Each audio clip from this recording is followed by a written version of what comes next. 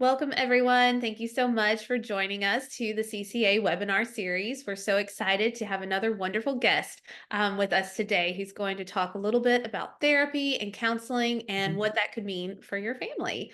Today, we have with us Dr. Jennifer Moné. She is a counselor, a therapist, and she's the author of The Extra Whole, a book for kids and families about the experience of having a cleft. So thank you, Dr. Jennifer, for being here with us.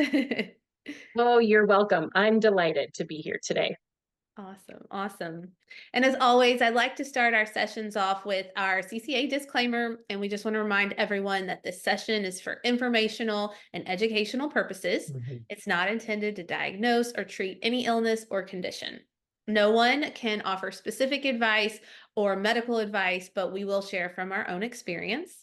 And for medical advice and professional help, we suggest you contact your personal medical doctor or craniofacial team.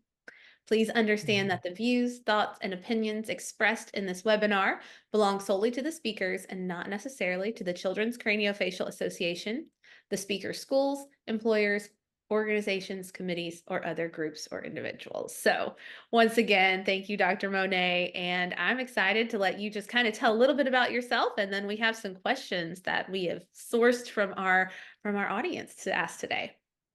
Excellent. Sure. I'll be happy to start with a little bit about myself, and maybe I'll save more information about the book and showing that at the end of our podcast today. I'm a marriage and family therapist by training. So that's my license here in Colorado. I'm in Denver. And I have been in practice over 20 years. It's kind of hard to believe that. But as I realize it's 2024, that's the truth. And I've done more virtual sessions over the last 4 years than I ever have before. But I continue to do some in-person sessions as well as now telehealth. I predominantly see, well, it's a mix really of couples as well as individuals. I've done a fair share of working with kids as well. And I have two of my own, one who um, was born with a cleft palate, and he was also born with something called Pia-Robin sequence. So we have journeyed that together, and that's a lot of what informed um, the writing of The Extra Whole, that storybook that I made for kids and for parents. That's awesome. And just as a side note, it was great. We connected over the ACPA conference in Denver this year, and it was That's right. great to see the lived experience really being highlighted. And so we're excited that you're bringing that portion of your life with us today, the lived experience of being a parent and the professional experience of Yeah. being a counselor and a therapist. So it's great to Yes. have you. And I'm so glad we were able to connect through Happy we can. ACPA. Hmm. Yeah, that lived experience. It's I mean, it's so much of my professional work as a marriage and family therapist is due to not only my professional experience and grad school and all of the like professional piece, like the head piece.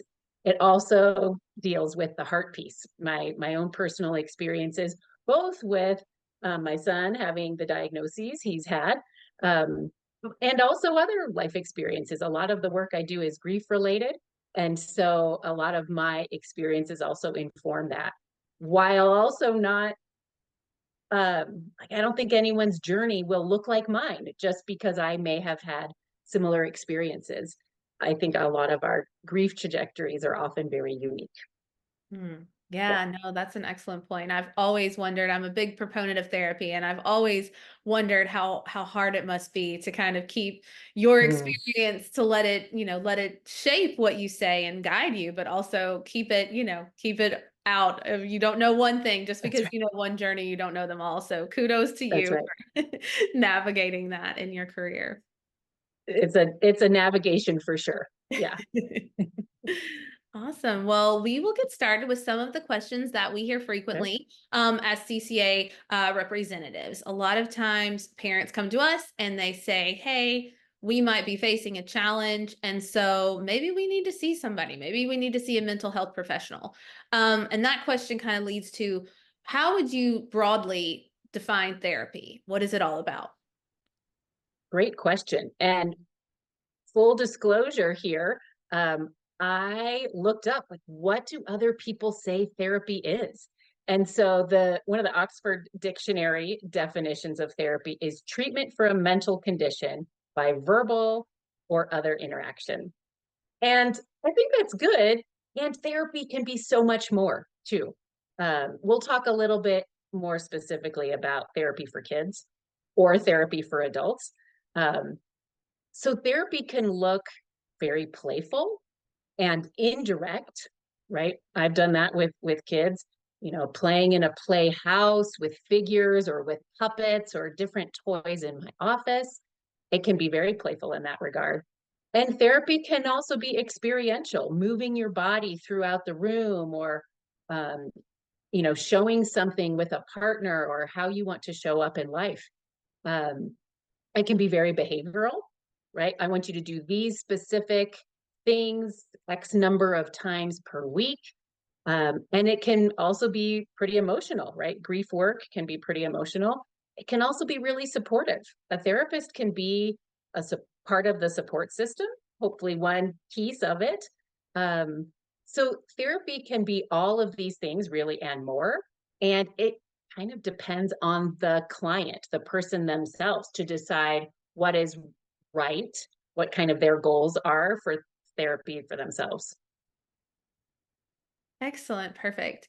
And what is, I guess, there's not one goal, as you just said. What Right. are the goals? What are some common goals that you might hope to achieve from working with a mental Mm-hmm. health professional? Mm-hmm. This is a great question. And really, it is person specific. So, like I was saying before, some people might need a lot of support. That might be their goal in therapy. Some people may want to increase friends or their social support network. Some people might want to learn some social interactions or how to do a interactional pattern, whether it's with a spouse or friends or family of origin, very differently. So those might be goals in therapy, is to kind of examine those dynamics and then try different things. So really that is person dependent. I think as a parent, sometimes I think parents' goals are change my child. And as a therapist, I also think that is very hard, right? We are gifted with the children that we have. And is intervention possible? Yes, in many good ways. And is changing a child's personality, for instance, possible? Probably not so much. Mhm. But there are things we can do to help kids be more receptive to others or to learn behavioral cues, for instance. So those kinds of things I think are possible. But changing someone from the inside out, like a whole revamp, I don't think is realistic. Often in relational therapy, I would say a goal is, how do we hear and learn from and be curious about one another? So it's not just like me staying the same and you needing to change, but it's how do we connect and interrelate together? If my hand movements here make any sense for those watching. Absolutely. No, I think that's a good and very, very important point. I think to demystify for a lot of folks, it's not Mhm. about therapy fixes X. I like how you said Right. it's about learning. So you could see it as a learning process. And so I really like that you said that, and not changing a personality. You don't go to therapy for a hard reset. So That's right. And that's true for both parents who are initiating therapy for their children, as well as, couples or family members interacting in therapy together. It's not about change of the other person. It's how do we change together? mhm. Yeah, Yeah. that's a good one too. I won't go any deeper, but that makes a lot of sense. Sure. What are some of the different types of therapy or some of the different modalities, as some professionals might call it? Great. This is a great question. And there really are so many. I won't even say every, type or theory of therapy, but I think some of the big ones are um, cognitive behavioral therapy, which is also known as CBT. Dialectical behavior therapy is also a popular one, DBT. those have the word behavior in them. So the piece of that therapy, what that looks like, is changing someone's behavior in order to show up and interact with others in the world differently. DBT is known as, is often used for folks who just have a hard time with emotions. So it does some mindfulness, some self and emotion regulation. That's what DBT is really known for. The creator of that is Marsha Linehan, and she really has a beautiful way of teaching some really important behavioral and emotion regulation skills. And not all therapy needs to be behavioral. I do some trauma-related work in my practice. So I use something called EMDR. That stands for eye movement desensitization and reprocessing. It's a real mouthful. It has a little less to do with eye movements, we think, these days. But EMDR is a well-validated through research mode of therapy to help reduce the impact of trauma and help replace what we kind of colloquially know as triggers with more positive beliefs, emotional experiences, etc. And IFS, internal family systems, is another well-known trauma therapy. That's kind of where we're looking some at our families of origin, some at our internal family systems with parts, and noticing, what parts show up in different circumstances. So those are some trauma therapies.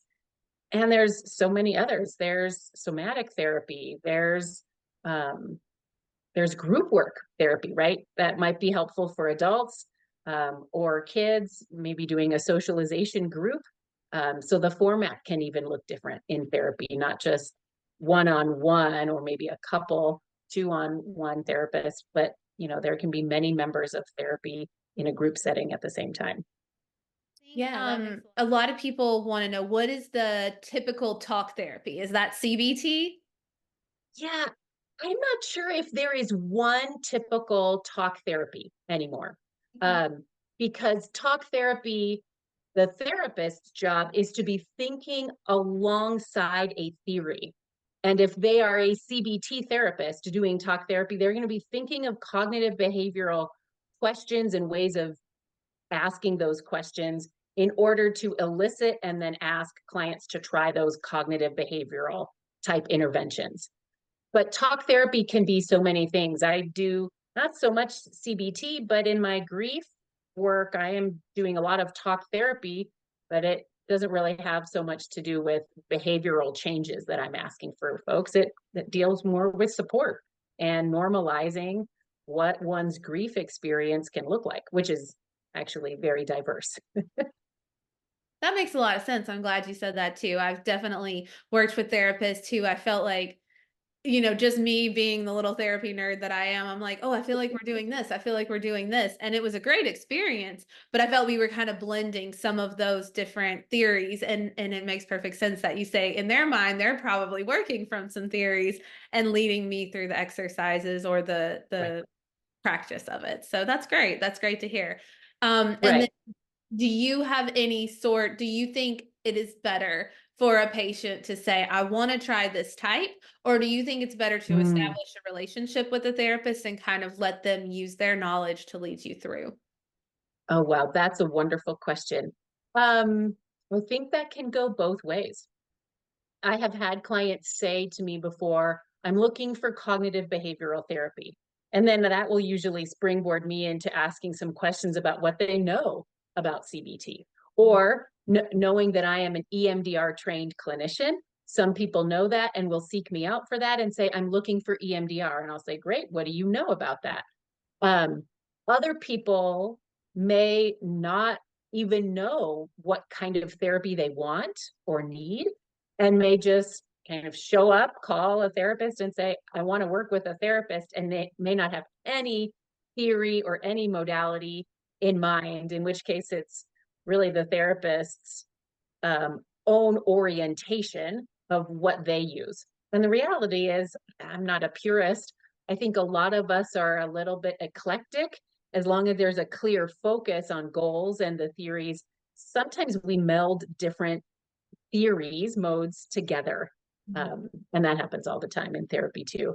So I would say to anyone interested in therapy, if you know of the modality that would work for you, then maybe do a little bit of research online, but certainly ask about that with the therapist or therapists you're interested in working with and see how that fits. If you like their answers, there's not one right answer, then go with that. And if you hear something else that might be informative, then maybe have some openness or flexibility to trying other modalities too.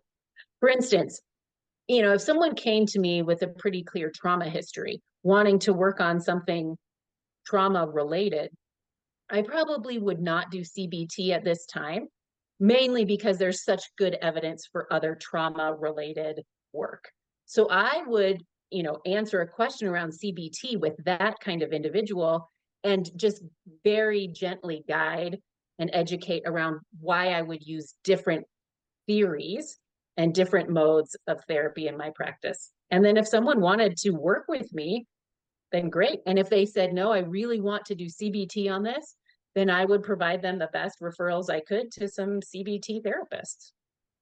Yeah, that's a great point too. I think that therapy can be hard to find someone sometimes, and so I want everyone watching to know it's important not to get discouraged. You have to find what works for you. You have to try things out because it really is, and it is doing exercise. It is doing a practice. So I think that's a good point, and I appreciate that you're willing to guide people to what as a professional has had great success, and then of course refer them out if they're very set on doing one sort of thing.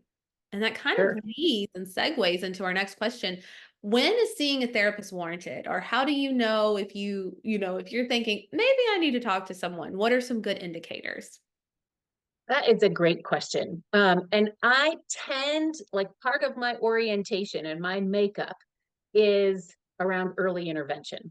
And probably because I've seen it work with my son. And not necessarily therapeutic in the way we're talking about, but my son, who was born with a cleft, had a lot of speech therapy growing up, lots and lots. And the impact of that early intervention is astounding. This weekend, I was listening to him. He recently got his braces off. He's done a lot of orthodontia as a result, also. And I was listening to him. So his speech is just a little bit different because he's getting used to not having wires in his mouth right now. And he was saying some of the most difficult letters as he was talking in our family. And I was just privately marveling this weekend at the speech therapy, which is almost 8 to 10 years ago now. But that, I think, is the impact of early intervention. So back to your question, I'm a fan of early intervention for whatever therapy we're talking about, including mental health or emotional health.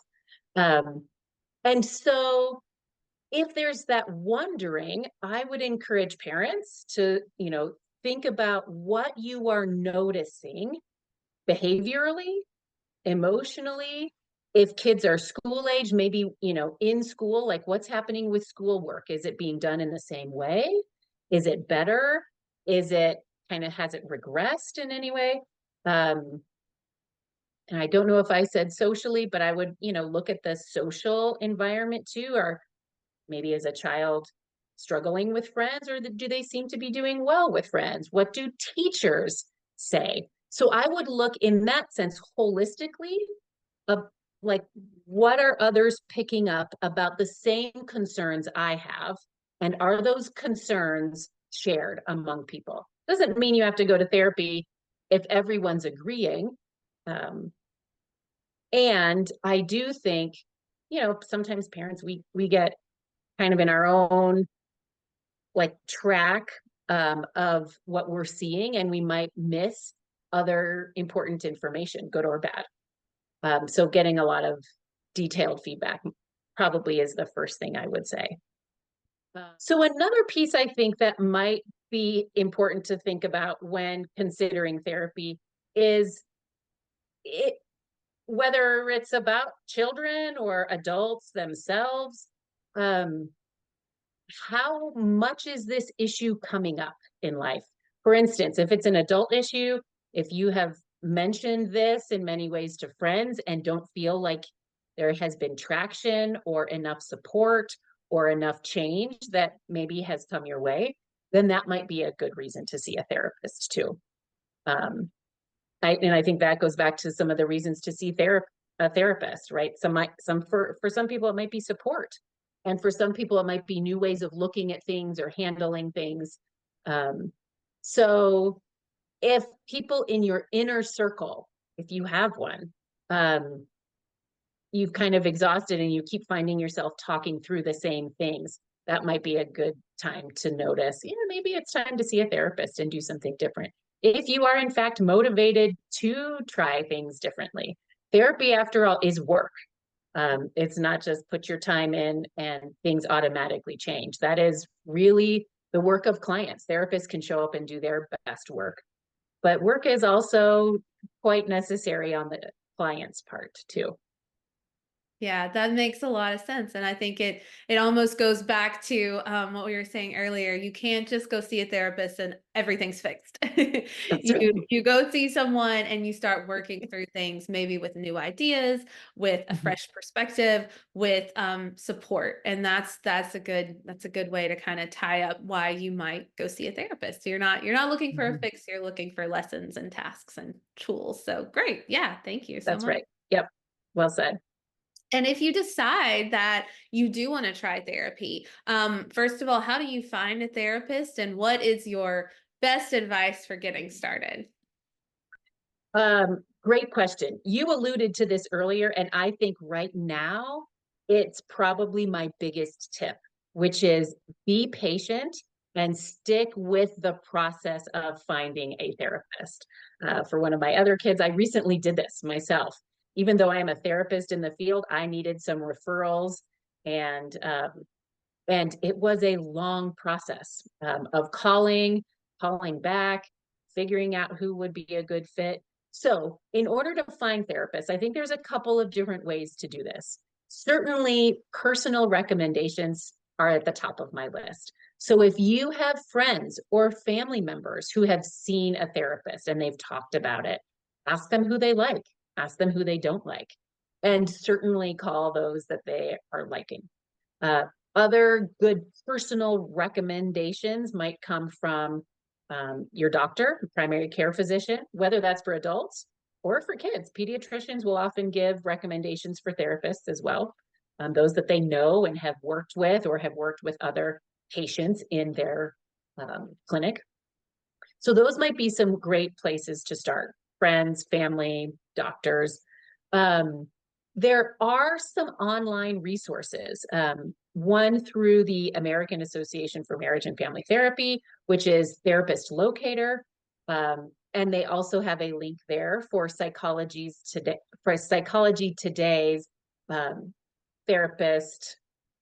They have a therapist locator too, but it's not called the same thing. It's something slightly different. So aamft.org, that website will have a link on their homepage to both the Psychology Today list serve essentially and the therapist locator for the AAMFT organization. And then there's online resources popping up now. I have not tried these, but things like BetterHelp, um, and other organizations that are actively seeking therapists to work for their organization. So some of those, Sondermind also comes to mind. Um, those might be other places to find therapists more online. Mhm. Yeah, great. Thank you so much for sharing that. And I will share also from my personal experience, I've used the Psychology Today listserv, I've used recommendations, and I've used some of the online resources as well. And I have to Mm, second, personal recommendation is always going to be your best bet. So best I bet. know for a Yep. lot of the craniofacial families out there, if you're watching specifically because you have a craniofacial family member, I would say ask people in your area, Yes. connect with CCA. We can match you with families in your area who then might have recommendations. And also, That's right. you have a craniofacial team. they usually have Mhm. either a child life specialist, a psychologist, or someone on staff, even a social worker, who can do some great referrals. So I think that's an excellent point too. If you can get a real person referral, you're probably going to have a shorter line of of tasks to go through to find someone. But That's another right. point there, don't get discouraged for anyone who's just starting this journey if you have to fill out a Mhm. lot of forms. When I moved and I was, getting new doctors, getting new of all kinds, and seeking out new help, you have to fill out. Sometimes you feel like you're typing the same thing over and over, and just realize that's part of the process. You don't have to do a Mhm. life history. I'm sure it helps incoming patients when they filled it out thoroughly. But I think if you're doing the work to get help, just keep on, fill out your forms, That's do right. what you have to do, and it'll get worked out once you finally get in the system. So persistence is key. It is key. And one of the things I often will privately tell myself is trust the process. So if a therapist is full that you happen to call, it is okay to say, do you have other names and numbers who you would recommend? Right? That might lead into some helpful directions of maybe some like-minded people or people they think are also very qualified in a particular area. So that's helpful. You can ask if someone has a wait list. Many therapists these days, myself included, often have a wait list. And then when there's an opening, take from that wait list. So that not all therapists do that. That's just, especially in private practice, one's own choice. But you can certainly ask if they have a wait list, if they would recommend others, and just keep mining the system and trusting that process. It might take a few weeks, might take a little while if you're on someone's wait list. Um, but I think your words about using the craniofacial team and the other people who are really in the know, rather than someone who's just found online and says, I do these kinds of therapies and I see kids or I see adults. Someone can sound great online, but be less than what you're hoping for in person. Definitely, definitely. Another question that I think this leads to is, speaking of our craniofacial teams, are there any concerns or reasons that someone, either a patient or a parent of a child with a craniofacial difference, might need therapy or might benefit more from therapy than the general population? I think the answer to this is yes, with the caveat of I don't think all kids with a craniofacial issue have to have therapy. If they are well adjusted, if they're saying things are okay, allowing that to lead and make, matter is important. If a kiddo, for instance, is saying, I want to talk to someone, or I'm not liking school, and all of a sudden there's an aversion, that might be a great indication that therapy would be warranted. Mhm. Um, and so I think the same for adults. An adult who is helping a child navigate some of the bullying, perhaps, or social issues, school related issues, that can be really helpful as a parent, even if the parent does not have any craniofacial issues. There's so much grief or loss that can come up for parents, that is important to work through ourselves. And that can be done with a therapist very effectively, whether or not a child is also doing their work. And sometimes parents can do this work, you know, or maybe I should say adults could do grief and loss related work, whether or not they have children or children with a particular condition. Um, so I don't think it's a requirement, I guess is how I would sum that up. And I think there could be really useful things still to talk about in therapy. And creative therapists with all the right releases and conversations might do a classroom a world of benefit to explain why a certain student or their client looks a certain way or does something with their face or their body in a certain manner, to help other kids understand. When understanding is present, usually some of the fear that is there for other kids can melt away, and then it's like a non-issue. But if fear is there, if unknowing is there, that can create a real rift for kids enjoying and interacting with one another. Yeah, for sure. No, that's important too, to think about that. And I like what you said, that maybe if your child seems well adjusted and has no problems, it's still great as a parent. You can model taking care of your That's mental right. health. You can show them that this is something that we do. This is something that's just part of our maintenance plan. That's right. And they know if they do need it, later on, that, oh yeah, my mom used to do that, or my dad used to go to some sessions. And I love that there is such a more willingness to take part in those types of discussions and that type of learning now. So I think it can only, for most people, it can only benefit them. And I love that our parents are being great models at that too. So yeah, thank you for sharing I that. think that's a wonderful modeling parents can do for their kids. Yeah. Awesome. Awesome. Well, another question, we've kind of alluded to it in what we've said. What if you start with working with someone and you're like, I don't know if this is working, or maybe it just doesn't seem like the right fit. What do you suggest, or what kind of, touch points maybe would confirm that for you? That's a great question. And I think this will be very individualized as well.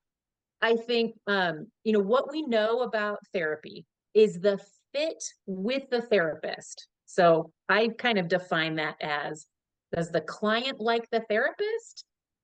Does the therapist like the client also? I think all of that is part of the fit. The fit is one of the biggest, strongest predictors of therapy's success. So if someone is questioning, that might mean, well, it could mean a lot of things, but it might mean maybe the fit isn't there as much. Rather than discarding that therapist and just heading to another one, which someone could do. If there's a skill issue or an experience issue, that might need to be what happens. And yet, I would say in between those, I would highly suggest clients bring it up with their therapist. I'm feeling blank, whatever the feelings are, because, or I'm wondering about, and then a specific piece. Can you help me with this? And then you're talking about the therapy itself.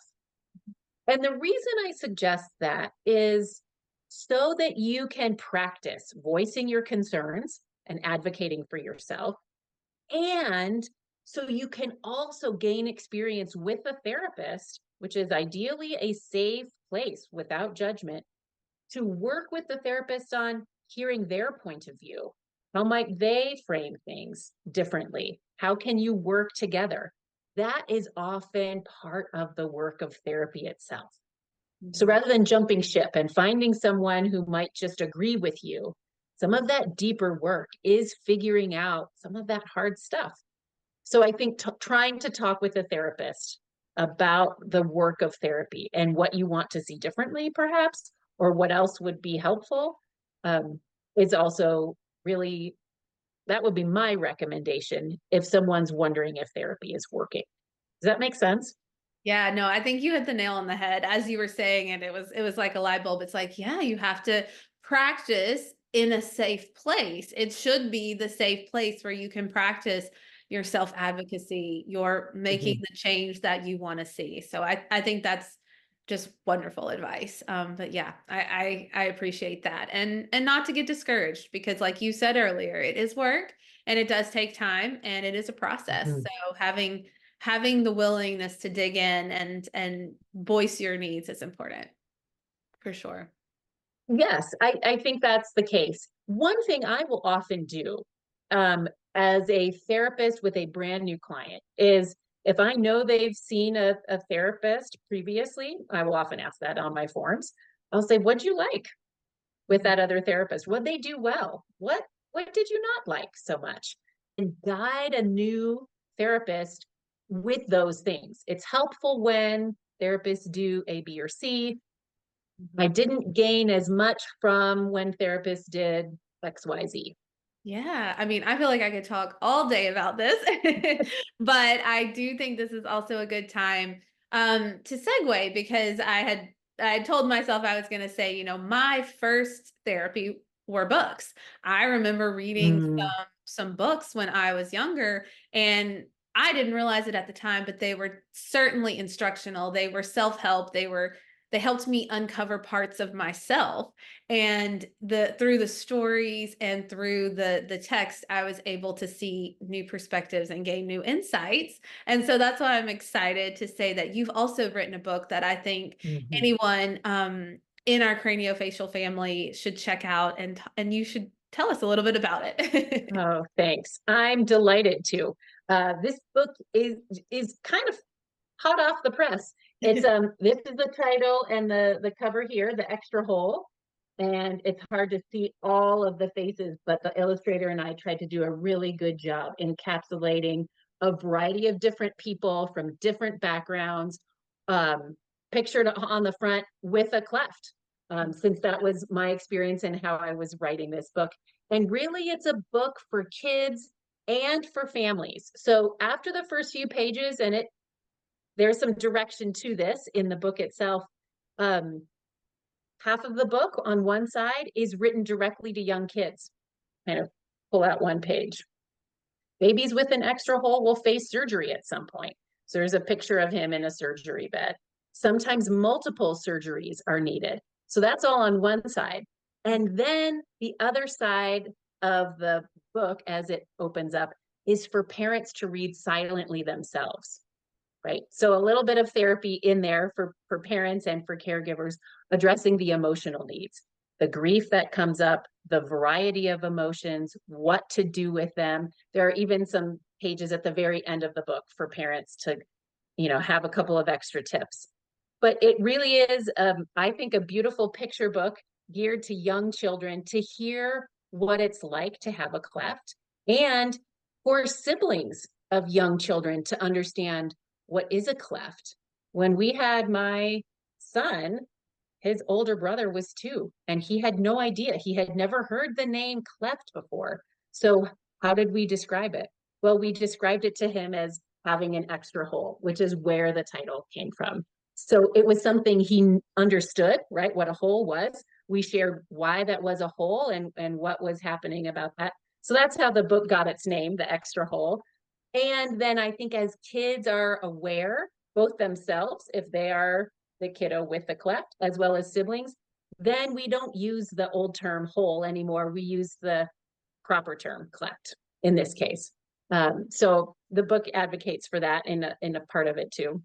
But I think it's a really wonderful book for young kids, for families, and for caregivers, just to have a little bit of support, because it can be a real shock and hard to parent and learn how to care for an infant or a baby with a cleft. So that was my labor of love after our experience. I'm happy to say through many surgeries, my son is doing well, and he is not a baby any longer. He's not even in elementary school. This was my project during his elementary school years. So he's now in middle school and thriving beautifully. Oh, that is awesome. Thank you so much for sharing that. And I love how the name came about. It's great. I have a 2-year-old myself now, and so you've got to come up with all of these very basic medical terms That's to right. explain. That's right. So it That's is right. Yeah.